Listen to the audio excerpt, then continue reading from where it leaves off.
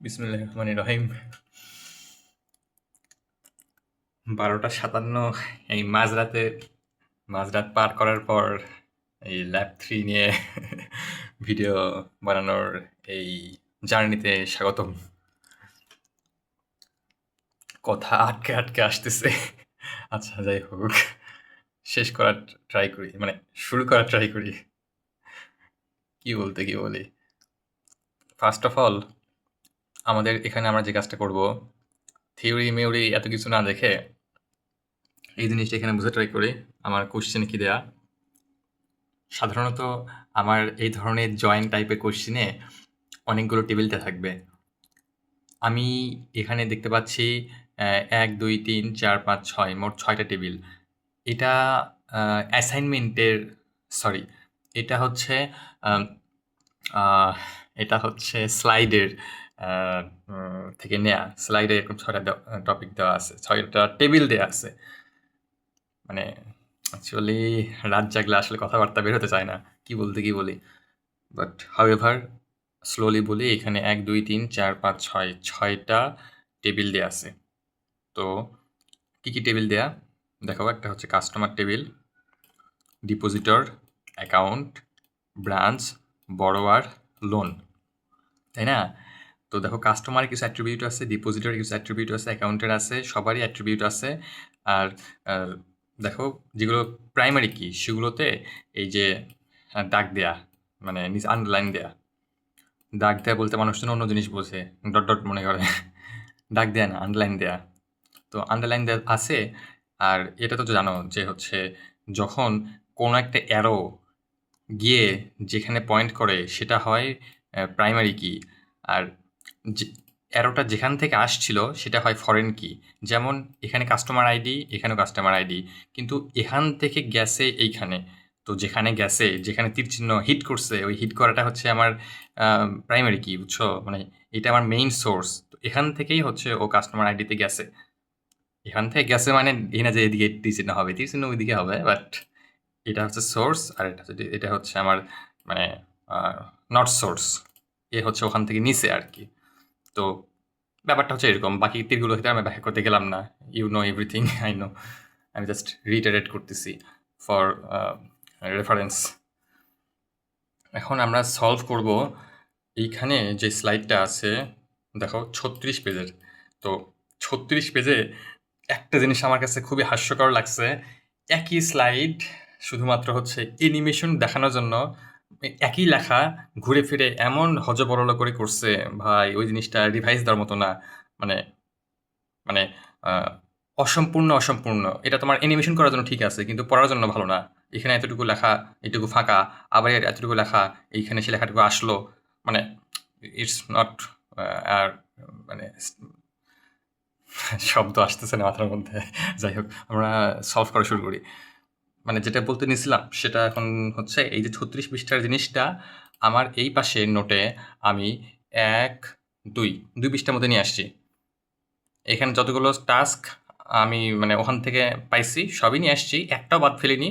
কিন্তু এইখানে ভাই এত লেন্দি করা একই জিনিস, ওইটাই আমি এখানে শর্ট করছি 1 পেজ 2 পেজ। তো এটা এখন আমি বুঝানোর ট্রাই করি কেমনে কি করছি। আমার এই যে কোয়েশ্চেনটা, আমি এটা এখানে কপি করছি, এই ছবি same.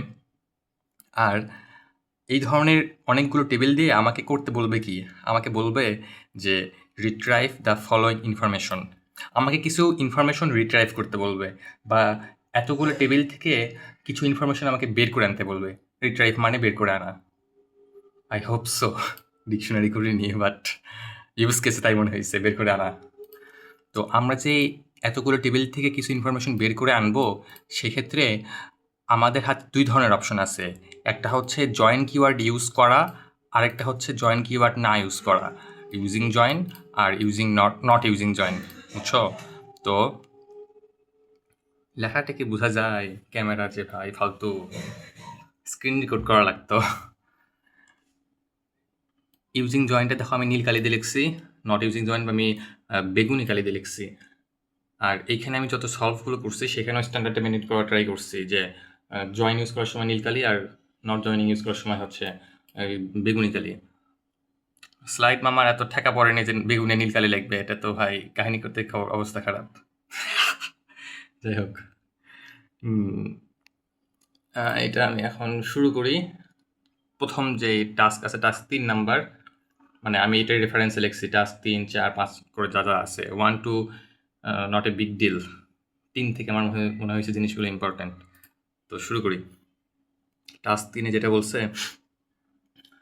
Retrieve the following information, এটা হচ্ছে আমার প্রশ্ন। এখন টাস্ক 3-এ বলছে, মানে আচ্ছা, আমি যেটা বলতেছিলাম যে রিট্রাইভ দ্য ফলোয়িং ইনফরমেশন, কী কী জিনিস রিট্রাইভ করবো সেটা আমরা টাস্ক 3-তে এখন দেখি। যে customer ID, name, city, account number, এগুলো আমরা রিট্রাইভ করব ওই থেকে। ওই হচ্ছে আমার যে এই টেবিলটা দেয়া, মানে 6টা টেবিল দেয়া, সেখান থেকে, বুঝছো? এই যে বাম পাশে যে বড় করে এটা আমি এখানে রেখে দিয়েছি, সেখান থেকে নেওয়া। তো দেখি এখন আমরা বাম পাশে এটা, ডান পাশে এটা রেখে অ্যান্সারটা বের করা ট্রাই করি। অ্যান্সারটা আমরা কীভাবে লিখবো? প্রথমে আমি এই যে নীল আর বেগুনি জিনিসটা আরেকবার বলি, যে নীল জিনিসটা হচ্ছে আমি জয়েন কিওয়ার্ড ইউজ করছি, আর বেগুনিতে আমি জয়েন কিওয়ার্ড ইউজ করিনি। আমি জানি না প্রশ্নে জয়েন কিওয়ার্ড ইউজ করতে বলে দিবে কি বলে দিবে না। একটা ল্যাব মিডের কোশ্চেন পাইছি, সেখানে লিখতে হবে কি হবে না মেনশন করে দেয়নি। সো আমার মনে হয় স্বাধীনতা আছে। কিন্তু কোনো কারণে যদি বলে দেয় যে জয়েন দিতেই হবে বা জয়েন ছাড়াই করতে হবে, সেক্ষেত্রে দুইটাই শিখে রাখা ভালো। এই স্লাইডে দুইটাই শিখাইছে, তো আমরা প্রাথমিকভাবে দুইটাই শিখব প্রথম 2-3টা করার ক্ষেত্রে। তারপর যে কোনো একটাই মুভ করব, জয়েন ছাড়াটাই মুভ করব, জয়েন ছাড়াটা একটু ফ্লেক্সিবল। যাই হোক, শুরু করি। এই তো কথা বলতে বলতে অন্যদিকে চলে যাই। আমি যেখানে ছিলাম টাস্ক 3-তে, কাস্টমার্স আইডি, নেম, সিটি আর অ্যাকাউন্ট নাম্বার, এই কয়েকটা ইনফরমেশন আমাকে রিট্রাইভ করে আনতে হবে, বুঝছো? এখানে আছে একটা information, customer ID, name, city, account number, মোট 4টা ইনফরমেশন। এখন আমি এগুলোকে রিট্রাইভ যে করব, এটার সিস্টেমটা কি? আগে আমি দেখব যে এগুলো কোথায় আছে। কাস্টমারের ID, name, city, account number.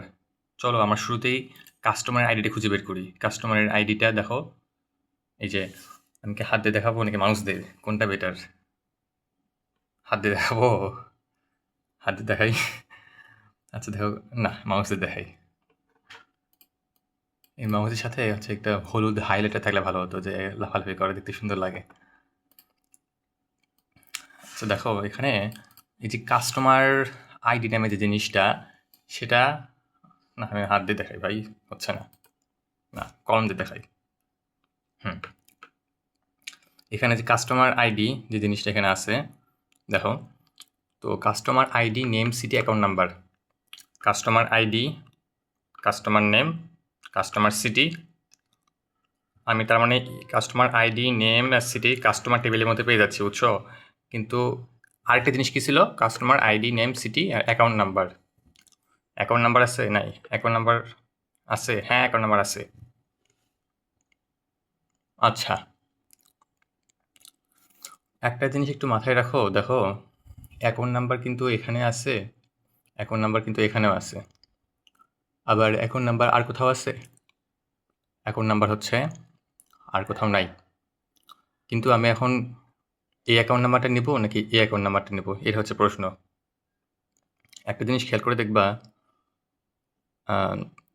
এখানে একটা জিনিস ভাবার আছে, আমি কোন অ্যাকাউন্ট নাম্বারটা নেব।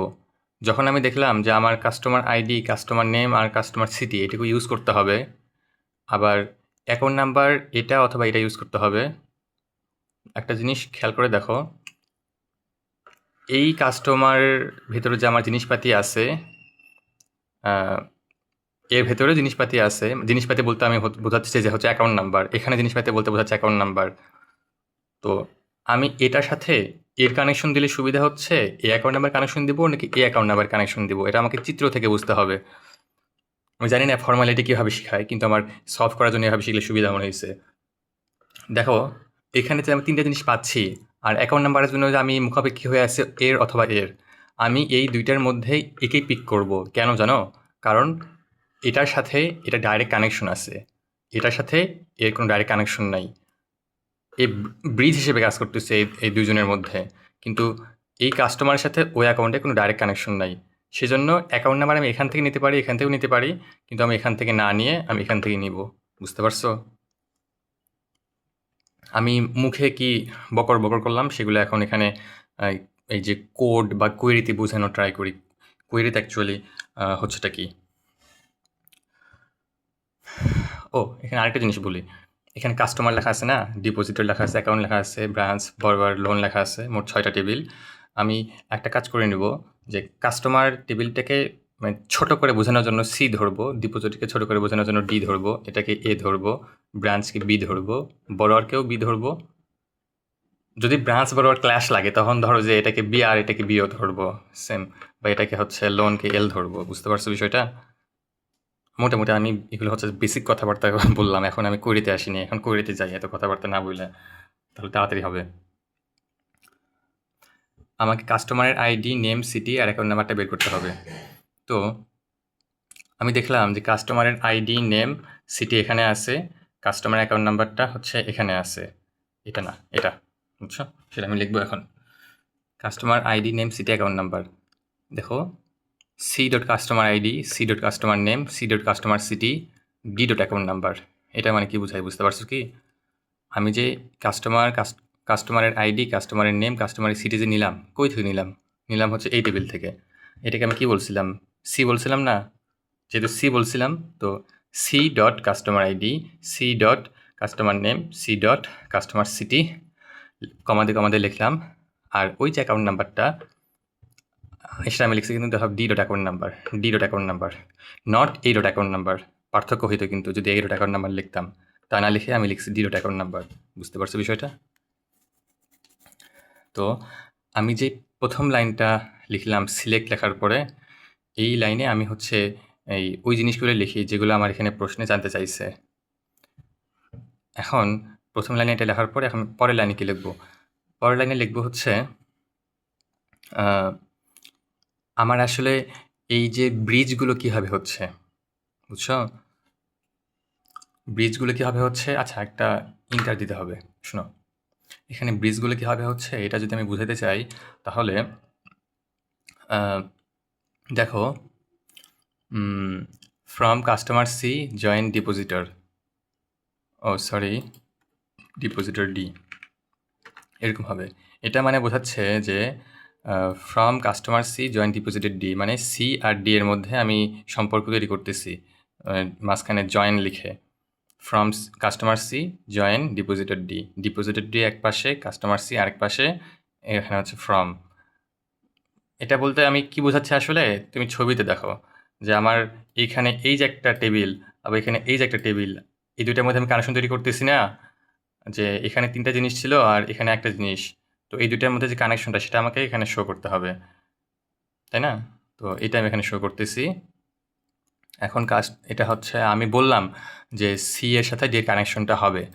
এখন কথা হচ্ছে এটা বলার পরে তারপরে লিখতে হবে যে আচ্ছা কানেকশনটা হবে কীভাবে, আমি কার থ্রুতে কানেকশনটা করব।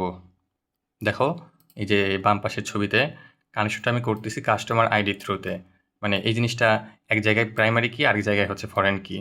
এখানে প্রাইমারি কি, এখানে ফরেন কি। আপাতত কোথায় প্রাইমারি কোথায় ফরেন কি বোঝার দরকার নাই। তোমার কথা হচ্ছে কানেকশনটা হচ্ছে কিসের থ্রুতে? কাস্টমার আইডি থ্রুতে না? তো তুমি সেটা এখানে লিখবা যে on C dot customer ID equal to D dot customer ID. C dot customer মানে বুঝছো তো, এই যে এটার মানে এই টেবিলের ক্ষেত্রে আমরা লিখি সি ডট, আর ডিপোজিটর এই টেবিলের ক্ষেত্রে আমরা লিখি ডি ডট। তো সি ডট কাস্টমার আইডি আর ডি ডট কাস্টমার আইডি। বুঝতে পারছো বিষয়টা? তো এখানে আমরা সলভ করলাম একটা। এখন দেখো এই যে পরের কোশ্চেনটা, সরি